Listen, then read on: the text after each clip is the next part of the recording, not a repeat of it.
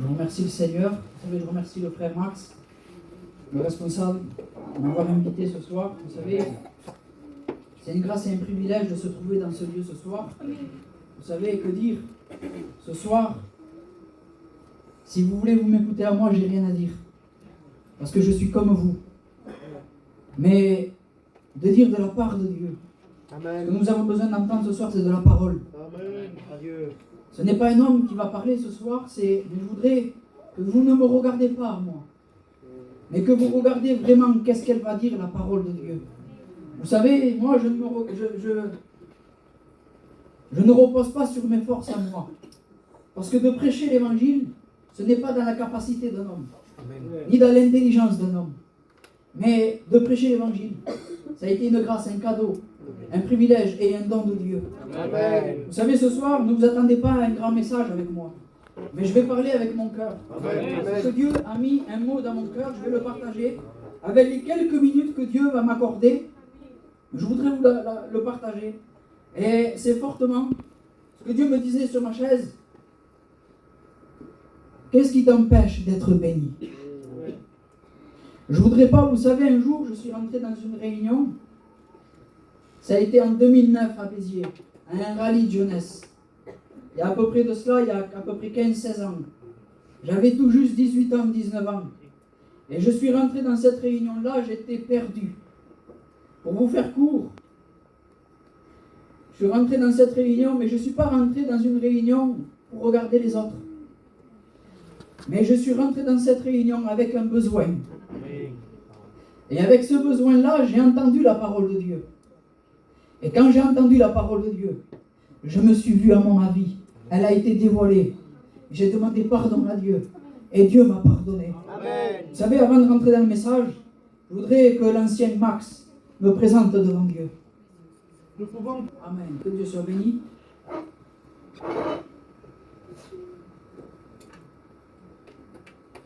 On va lire dans le livre de Jean, chapitre 11, verset 40. Et je voudrais te poser cette question-là. Moi, je suis avec vous dans le message, comprenez bien. Ça fait pas longtemps que je prêche l'évangile, mais je compte sur la grâce de Dieu. Je voudrais que vous m'accordiez quelques minutes, que vous soyez attentifs. Vous savez, une réunion, c'est particulier. Cette réunion-là, tu peux être rentré perdu, mais tu peux repartir sauvé. Amen. Tu peux être rentré avec ton péché, et tu peux repartir avec ton péché pardonné. Cette réunion-là, elle a une valeur.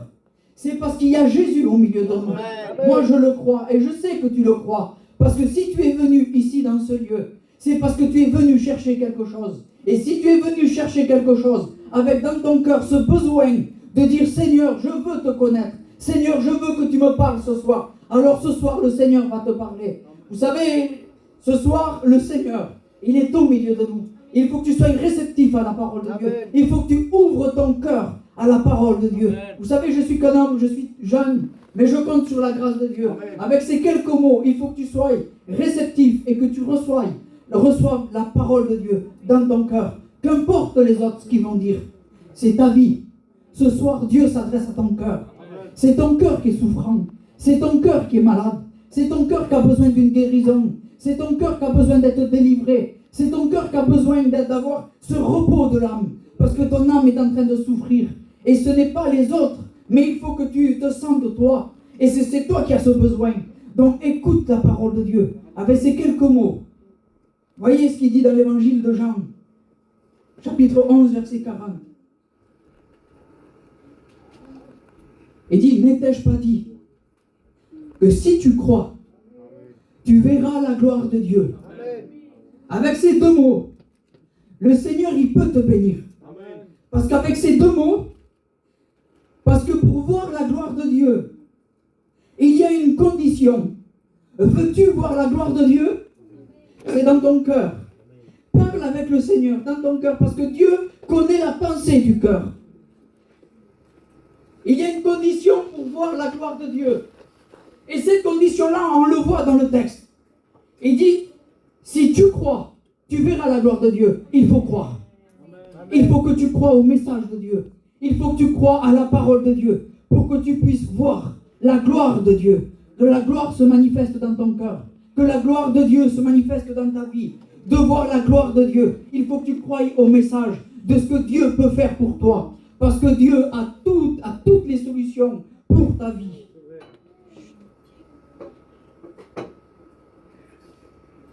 De voir la gloire de Dieu. Mais comment on peut voir la gloire de Dieu? La voir, c'est de croire. Voir la gloire de Dieu, c'est de croire. Et croire, c'est la foi. Vous savez, en lui-même, l'homme en lui-même, il a comme une croyance. Je vais vous expliquer en 2 mots, dans la simplicité. Quand on va dans un magasin acheter un aliment, je vous dis dans la simplicité, on va acheter un paquet de riz. Vous ne savez pas ce qu'il y a dedans, mais vous croyez ce qui est marqué dessus. Mais vous n'avez pas vu l'intérieur. Mais parce que vous avez vu qu'il y a marqué riz, alors dedans vous croyez qu'il y a du riz. Eh bien l'homme en lui-même, il a une croyance. Mais cette croyance, Dieu te demande, ce n'est pas la croyance du monde, c'est de croire pour être sauvé. C'est de croire au salut de Dieu. De croire, de dire Seigneur, je sais, je crois de ce que toi tu vas me bénir. De croire en Dieu.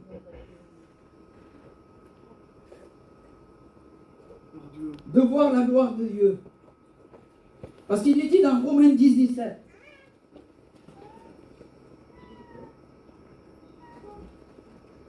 Or la foi, elle vient de ce que tu entends. Ce que tu entends vient de la parole de Christ. Amen.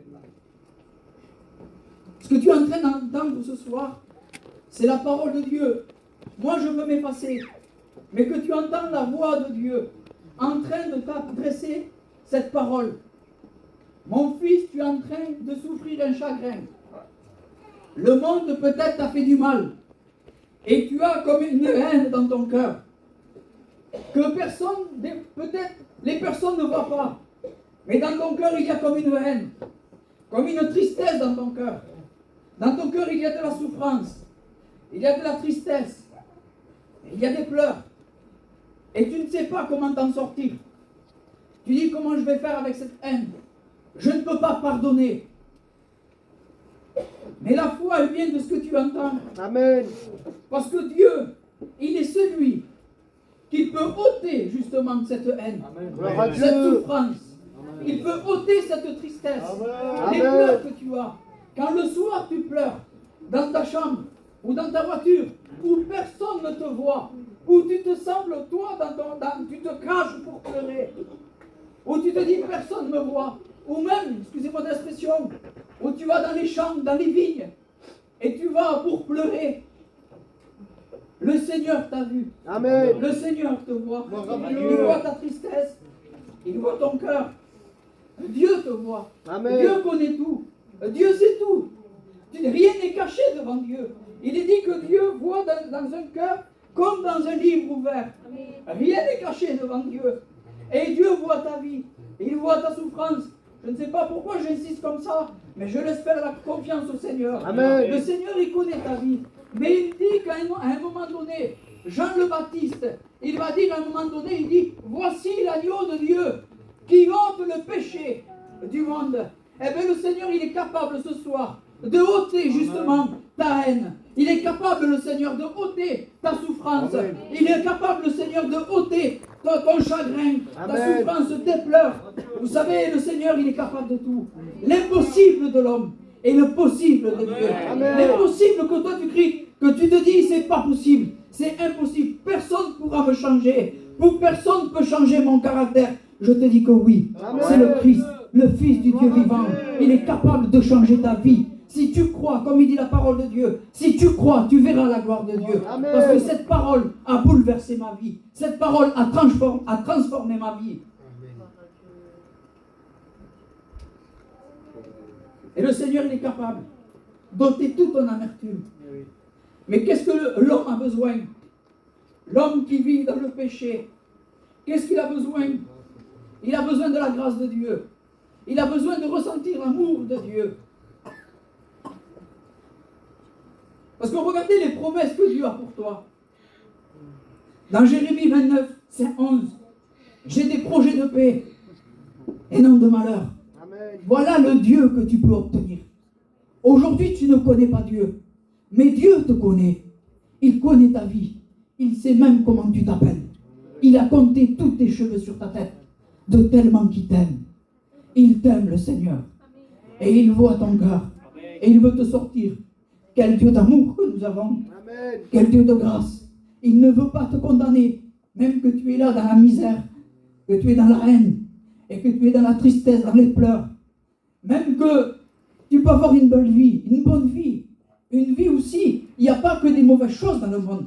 Mais on peut avoir une vie convenable, un travail, de faire du sport, une vie convenable, un travail déclaré, mais ne pas avoir le Christ. On est un cœur malheureux. Amen. On a un cœur malheureux. Mais le Seigneur, il a un projet de paix et non de malheur pour toi. Parce que justement, il t'aime. Amen. Il dit, je t'ai gravé sur mes mains. Mais comment tu m'as gravé? Pour moi? Pour toi? Oui.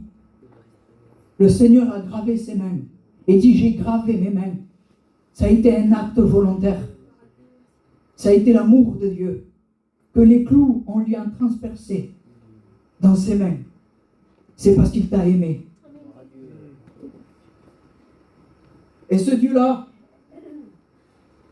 il s'appelle Jésus. Amen.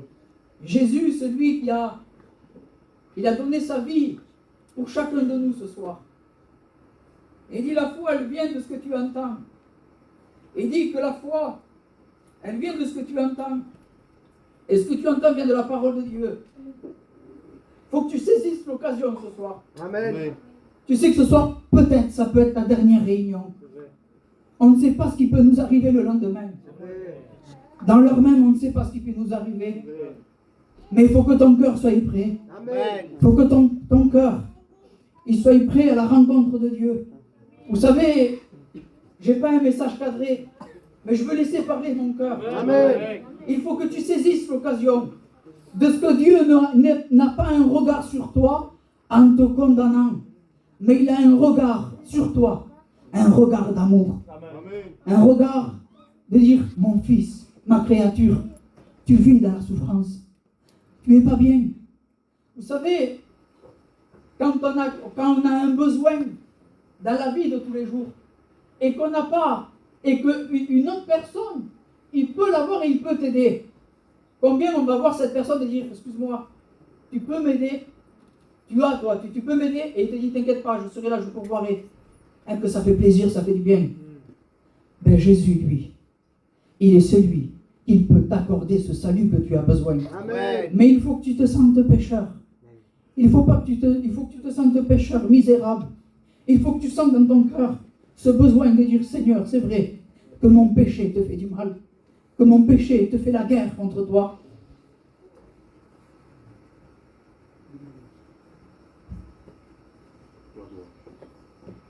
Que le péché fait la guerre contre Dieu. Parce qu'il dit dans Romains 6, 23, le salaire du péché, c'est la mort. Mais le don gratuit de Dieu, c'est la vie éternelle. Le salaire du péché, c'est la mort. Mais le don gratuit de Dieu, c'est la vie éternelle. Le salaire va t'amener à la mort. Mais le don gratuit de Dieu, Dieu a donné gratuitement. Il s'appelle Jésus-Christ. Jésus-Christ s'est donné gratuitement. Et il s'est livré pour toi, justement, par rapport à notre péché, mon péché, moi qui ne méritais rien, moi que je ne demandais rien à Dieu, je ne connaissais pas Dieu. Et à un moment donné, Dieu m'a parlé. J'ai accepté la parole. J'ai demandé pardon à Dieu. Et Dieu m'a accordé par sa grâce le pardon.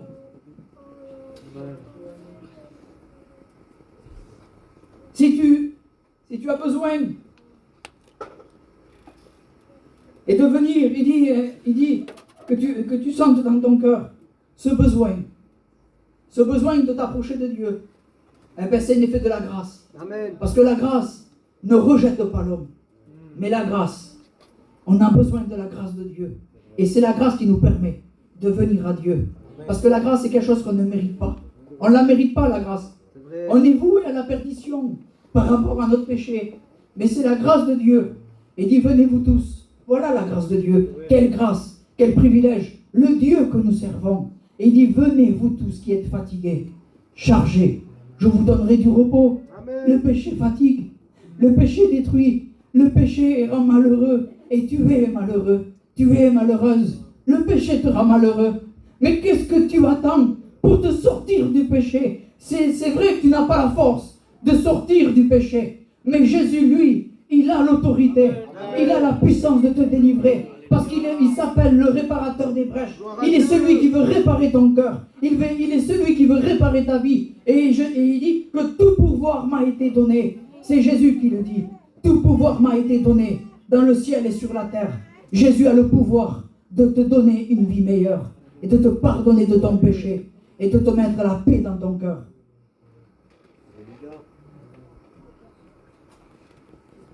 Il dit dans Jean 10, 28, personne ne les ravira de ma main. Si tu es dans la main de Dieu, personne ne pourra te ravir de la main de Dieu. Parce que tu es la prunelle de ses yeux. Amen.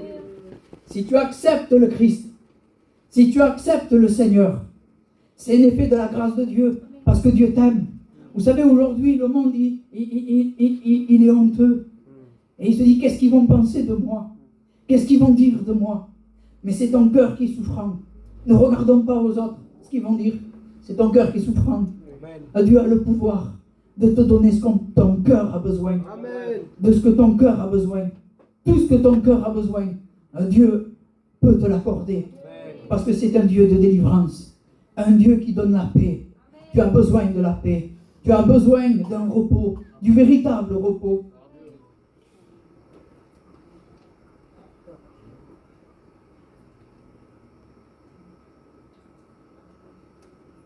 Je vous ai dit par rapport au péché, parce que le salaire du péché, c'est la mort. Et il dit, Romains 3, 23, car tous ont péché, sont privés de la gloire de Dieu.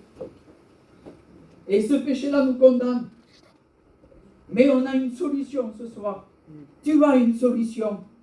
La solution s'appelle Jésus-Christ. Amen. Parce qu'il a été le seul médiateur. Le seul médiateur, il dit dans 1 Timothée 2, verset 5.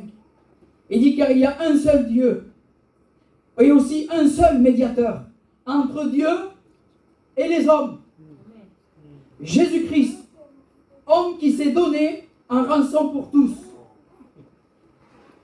Entre Dieu et les hommes, c'est le seul médiateur. S'appelle Jésus. Et c'est Jésus justement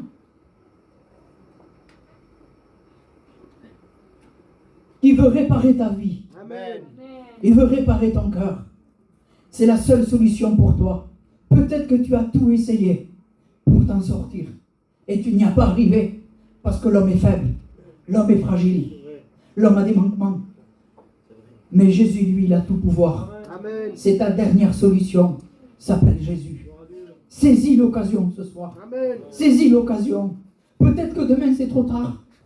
Peut-être que demain c'est trop tard. Il dit le lendemain ne t'appartient pas.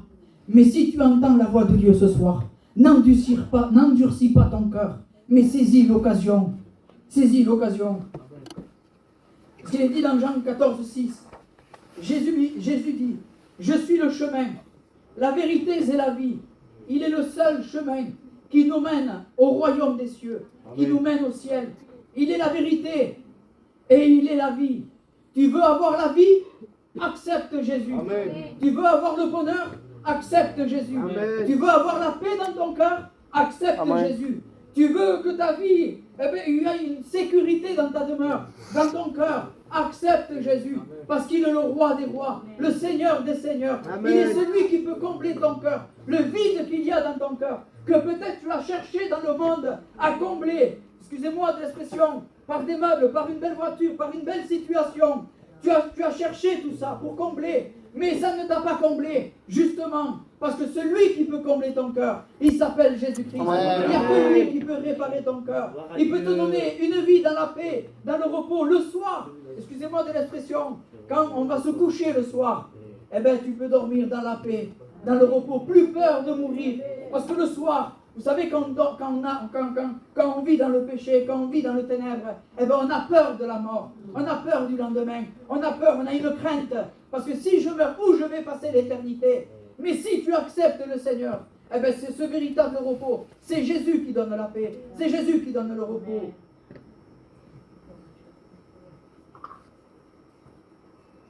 Il dit dans Jean 17, verset 3, « Or la vie éternelle, c'est qu'ils te connaissent. Toi, le seul vrai Dieu, en celui que tu as envoyé, Jésus-Christ, la vraie vie, la vie éternelle. Vous savez, aujourd'hui, on peut connaître les réunions, on peut connaître les prédicateurs, on peut connaître toutes les cantiques, les meilleurs pasteurs. Il n'y a pas de meilleurs pasteurs, mais pour vous dire, on peut connaître tous les serviteurs de Dieu. Mais si on vient à la réunion pour passer un moment, tu as raté ta réunion. Tu vas repartir avec ton péché. Tu vas repartir avec ton cœur attristé. Tu vas repartir avec tes angoisses. Tu vas repartir avec ta haine. Si tu viens comme tu es. Mais le Seigneur, il vient comme tu es. Et n'essaye pas de t'en améliorer. Mais viens comme tu es, avec ta haine, avec ta tristesse, avec tes angoisses. De dire, je vais essayer de m'arranger. Ne t'arrange pas. Viens comme tu es au Seigneur. C'est le Seigneur qui va changer ta vie. C'est le Seigneur qui va transformer ta vie. Amen. Parce qu'il est le véritable. Il est le véritable. Il est celui qui donne la vraie paix. Et de connaître Jésus-Christ. Amen. Que Dieu soit béni. Vous savez, c'est la parole de Dieu qui bénit les cœurs. Et aujourd'hui, on a besoin plus que jamais que notre cœur soit en sécurité. Vous ne voyez pas dans le monde qu'est-ce qui se passe. Vous ne voyez pas ce qui est en train d'arriver. Les catastrophes vont arriver encore. Vous savez, on a passé en 2020 par le Covid. Il y a eu des millions de morts. Les réunions se sont arrêtées. À un moment donné, on faisait des réunions avec le zélo. Qu'est-ce qu'on disait à ces moments-là? Quand les réunions vont recommencer, je veux être fidèle. Qu'est-ce qu'on disait? Il y a eu des millions de morts. Le Covid, les choses qui sont passées auparavant, que ça nous fasse réaliser qu'aujourd'hui, bien sûr que le Covid est passé, mais on ne sait pas ce qui va nous arriver demain. Mais on sait que le monde est prévu pour la perdition. Le monde ne va pas aller de meilleur en meilleur, mais il va aller de pire en pire. Qu'est-ce que vous attendez? De vous donner à Dieu, de vous donner à Dieu, de vous donner à Dieu et d'accepter le Seigneur. Que votre cœur, il soit pour Dieu, que votre cœur et que votre péché soient pardonnés. Qu'il y ait cette sécurité de savoir où vous allez passer l'éternité. Parce qu'il est dit dans Jean 10, verset 9. Je suis la porte. Si quelqu'un entre par moi, il sera sauvé. Tu peux venir à la réunion. Tu peux écouter les prédications.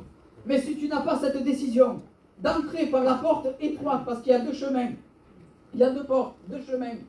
Le chemin large et spacieux qui mène à la perdition et le chemin étroit qui mène à la vie. Il y a la porte large et spacieuse qui mène à la perdition. Et il y a la porte étroite, petite, qui mène à la vie. Et il dit, je suis la porte. Et Jésus, c'est la porte étroite. C'est la porte étroite. Si tu viens à la réunion pour passer un moment, tu as manqué ta réunion. Mais si tu es venu à la réunion pour dire, Seigneur, je veux, et je veux que tu viennes dans mon cœur. Je veux t'accepter en tant que sauveur et maître. Je veux que tu viennes dans ma vie. Je ne te connais pas encore, mais toi tu me connais. Je veux te connaître. Je veux que tu fasses partie de ma vie. Et le Seigneur va ôter tout cela, va ôter ton péché, et il va mettre dans ton cœur un esprit nouveau, un cœur nouveau. Amen. Il va changer ton cœur, il va changer ta vie, dans la paix, dans le bonheur. Et il est la porte, et il faut que tu entres par cette porte. Parce qu'il y a une condition pour être sauvé. Pour être sauvé, il faut rentrer par la porte. Il ne faut pas rester devant la porte. Vous savez, où ce soir, c'est dans la simplicité. Pour rentrer dans l'église, il a fallu que vous passiez dans la porte, dans la porte. Mais si vous restez devant, vous n'êtes pas rentré dans l'église. Le Seigneur, il vous demande de rentrer par la porte. Il vous demande, c'est simple, c'est d'accepter Jésus-Christ en tant que sauveur et maître. Amen. Il dit par rapport au salaire du péché, il y a le sang de Jésus. Même tout ce que tu as pu faire dans ton cœur, dans ta vie. Le salaire du péché, c'est la mort. Mais il dit à un moment donné que le sang de Jésus, amen, il purifie de tout péché. Tu as une solution, c'est le sang de Jésus. C'est le sang de Jésus. Parce que Dieu t'aime. Dieu t'aime. Parce qu'il y a deux endroits pour passer l'éternité. Et je finirai là. Il y a deux endroits pour passer l'éternité. Savais-tu que tu es en train de décider aujourd'hui, maintenant, de ta destinée? Ta destinée, tu es en train de la choisir. C'est toi. C'est toi qui es en train de décider de ta destinée. Tu es en train de décider de ta destinée. Comment? Parce qu'il est dit, il est réservé à l'homme. Hébreux 9, 27. Il est réservé à l'homme de mourir une seule fois, après quoi vient le jugement. Quand l'homme passe par la mort, on ne peut pas revenir en arrière, c'est fini. Mais c'est maintenant que tu vas préparer ta destinée, tu vas préparer ton éternité. Amen. Où tu veux passer ton éternité, tu vas le décider ce soir. Même que tu te sens sale, tu te sens pourri, tu te sens misérable, indigne. Mais Dieu veut te rendre digne. Amen. Au travers du sang qu'il a coulé à la croix. Amen. On n'est pas digne. On n'est pas digne. Et on n'est pas, comment dire, on n'est pas digne de recevoir le Seigneur. Mais c'est l'effet de la grâce de Dieu. C'est la grâce et c'est l'amour de Dieu. Vous savez, Jésus, il est monté à la croix pour chacun de nous. Il le savait. Il est monté à la croix pour chacun de nous. Pourquoi? C'est parce qu'il a porté à la croix le péché de l'humanité. Et il était conscient, il savait, il était venu pour ce but-là. Il y a 2000 ans en arrière, il est venu à Golgotha. Il est mort à Golgotha. Et Golgotha veut dire lieu du crâne. Lieu du crâne. La croix a été plantée. Toutes tes mauvaises pensées, le Seigneur va les changer en bénédiction. Amen. Les mauvaises pensées que tu as eues peut-être, les pensées de suicide, les mauvaises pensées, le Seigneur peut les ôter. Amen. Mais il faut que tu viennes à la croix. Parce que c'est Jésus qui a payé pour toi. Amen. C'est parce que Jésus il t'aime. Amen. Ne dis pas, je verrai demain. Le lendemain ne t'appartient pas. Jésus a payé pour toi. Il est venu pour les pécheurs. Il n'est pas venu pour celui qui est important. Il est venu pour les malades. Et on est tous malades. Et on a besoin de la grâce de Dieu. Amen. On ne mérite pas. Mais c'est l'effet de l'amour de Dieu. Amen. Il est dit, le Seigneur, il est mort à la croix, avec les bras ouverts. Et qu'est-ce qu'il nous a dit? Venez-vous tous, qui êtes fatigués, chargés, je vous donnerai du repos. Le véritable repos, c'est Jésus. Amen. Tu veux du repos? Accepte Jésus. Amen. Tu veux que ton péché soit pardonné? Accepte Jésus. Amen. Et à un moment donné, il dit dans la Bible, Acte 3, 19, il dit repentez-vous et convertissez-vous pour que vos péchés soient pardonnés. Donc il y a une condition pour être pardonné. Il faut avouer au Seigneur ton péché. N'avouez pas aux hommes, mais entre toi et Dieu, d'avouer ton péché. Et le Seigneur, il entend le cri du malheureux. Parce qu'il dit dans les psaumes 34, quand le malheureux crie, l'Éternel entend. Et il le délivre de toutes ses détresses. Le Seigneur, il entend le cri du malheureux. Tu ne mérites pas, mais c'est l'amour de Jésus qui te pousse à aller à la croix. Vous savez, c'est l'amour de Dieu. Et l'amour de Dieu te dit, viens, viens, viens. Tu ne la mérites pas, mais viens, c'est par amour. Et c'est par amour que je me suis donné pour toi. Amen. Ne résiste pas à l'appel de Dieu. Résiste pas. Tu ne sais pas ce qui va t'arriver. Le lendemain ne t'appartient pas.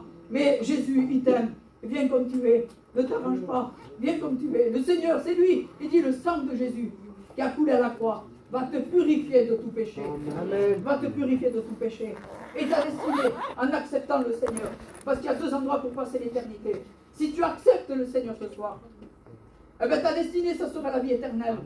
Le pardon des péchés. La destinée, par rapport que tu as avoué ton péché. Comme il dit, Proverbe 28 verset 13, celui qui avoue et qui délaisse obtient miséricorde. Et je le dis bien, celui qui avoue et qui délaisse obtient miséricorde. Dieu est capable de te délivrer. Parce que tu avoues ton péché, Dieu peut te délivrer. Si tu le crois, comme il est dit au début du message, si tu crois, tu verras la gloire de Dieu. Amen. On va baisser les têtes et que Dieu nous bénisse. Seigneur, je te